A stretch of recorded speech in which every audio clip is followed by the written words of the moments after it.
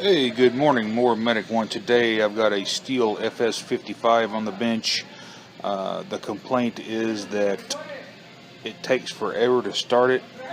The operator says that you can choke it, it makes no difference, and you can take it off choke, and it takes like 30 or 40 pulls to get it to going, and he says gas is just shooting out of the muffler. Well, what's happening is the needle and seat inside of this carburetor is no longer sealing. So it's when this thing is sitting on the trailer, or when the sun gets hot and this tank pressures up, it's just pressuring the carburetor and it's overcoming the needle and seat in the carburetor, and it's just filling the engine full of gasoline. Also, that I noticed that the primer bulb is not purging up like it should, which tells me there's a check valve inside the carburetor that's not working. What we're going to do is replace this carburetor. Due to it being only like $19 for a new Stihl carburetor, it's almost redundant to try to rebuild these, because it's going to cost you, $10-15 for a carburetor kit when you could buy the whole carburetor for $20. Let's go ahead and get it torn down and get it running, and we'll tweak the carburetor if necessary, and we'll see how she runs. Go ahead and remove the air filter. I will be replacing this element. It's got a little notch right here that you can put your thumbnail and pull it out. What you want to look for are these two nuts right here. Get you a 5/16 nut driver and remove these nuts. If you look, this is the nut driver that I use, and I've actually taken it over to the lathe and made the shoulder of the nut driver less. And also, when you buy a nut driver for this, you want to make sure it's hollow, because the nuts, the bolts, or the studs are extra long. And the reason I mill that down is because if you try to use a regular nut driver, you can't get it in there because the nut is too close to the outer surface here, and you're able to go in there and get that nut out. You can also use the Stihl tool, but this is a lot cheaper. I bought this from Harbor Freight, and so I'm not, too afraid of milling it down if I screw it up. But what I'm talking about is this part right here. I made this outer diameter less, so it will slide over slide into the pocket where the nut is. So just go ahead and remove these two nuts, and we'll remove the air filter housing. Slide the air filter base out of there. Sometimes this gasket will stick to the back side of this. That's okay. But when it sticks to this carburetor, sometimes you'll tear it to get it off. This one's going to come off in one piece. So this gasket is actually broken, so I'll be replacing it. What you want to do next is we're going to take the throttle cable off of the carburetor, and here's your cable right here. Just pull down on the throttle lever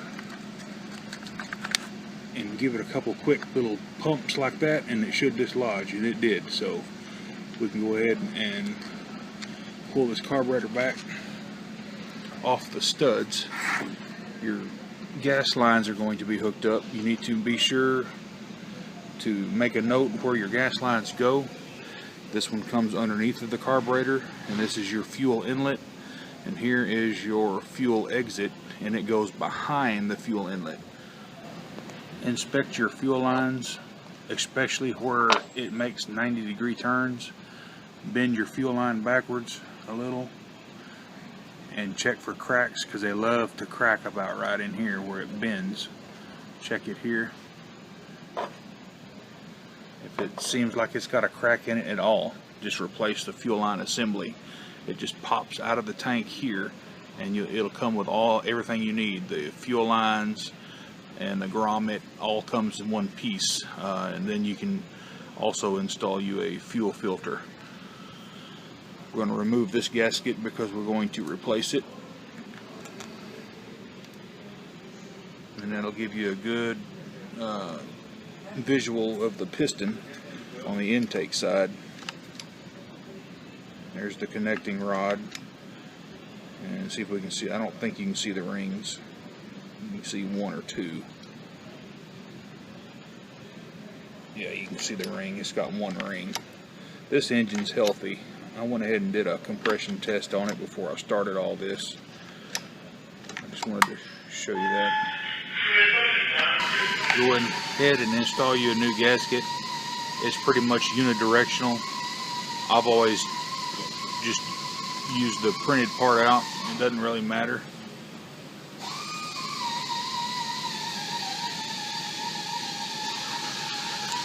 We're going to slide the carburetor on. The part number for the carburetor is 4140 120 0619, and the part number for the gasket was 4114 149 1205. Just set the carburetor on the studs and let it dangle there. Now you can hook up your fuel lines, your intake, and then your discharge right here. This part's a little bit tricky. To get this throttle cable in here, you need to be sure your throttle cable barrel is in the right direction. This one needs to be turned 180. Now just get you a punch or a screwdriver, and you're just going to guide it in.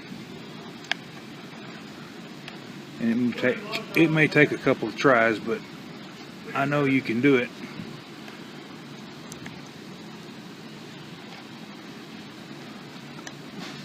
Just like that. Oop, almost had it. And you may have a better way than this, but that's how I do it. Oh, almost had it again. There we go. Got it, I think. Check it. Yeah, it's in there. Go ahead and slide on your new air filter gasket.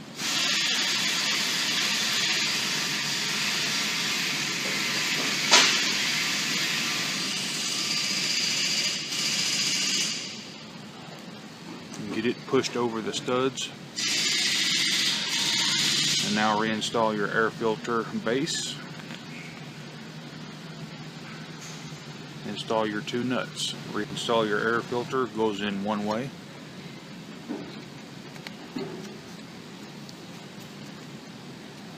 Just make sure it's pushed in there square and flush. Reinstall the air filter cover and just make sure it snaps in. When you adjust this, you want to be sure that your air filter is installed all the way, because the little bit of restriction that the air filter causes has a lot to do with how this carburetor acts and for your final adjustment. Let's go ahead and give it a start here. Key on, switch on, choke it. Popped off or sputtered on choke. Take the choke off.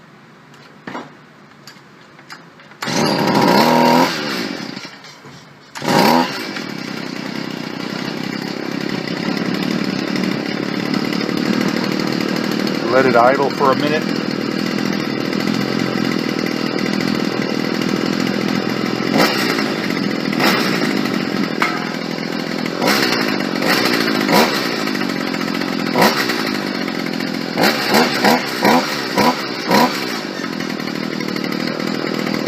Let's check the throttle response.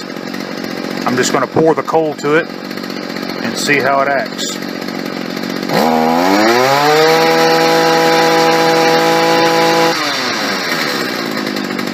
I'm going to do it again.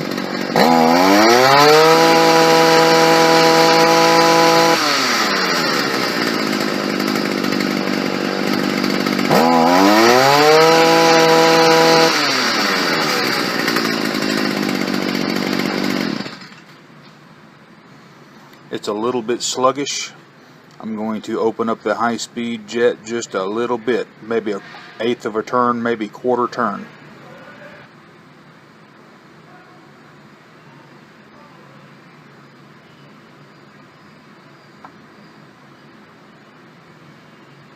There's about an eighth, and we'll retry it.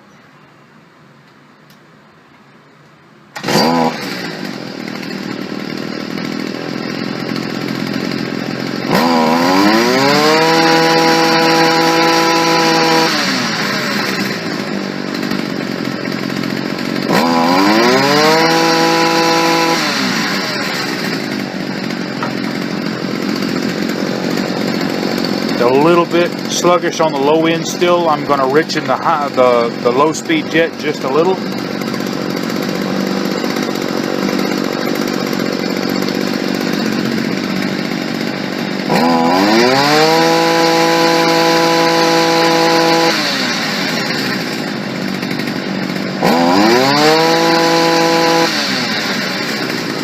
Sounds good right there.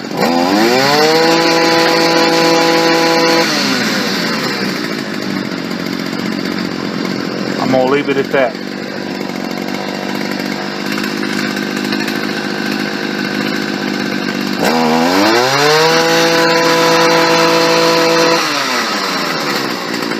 you have any questions about FS55s, let me know. More Medic 1. Have a good day.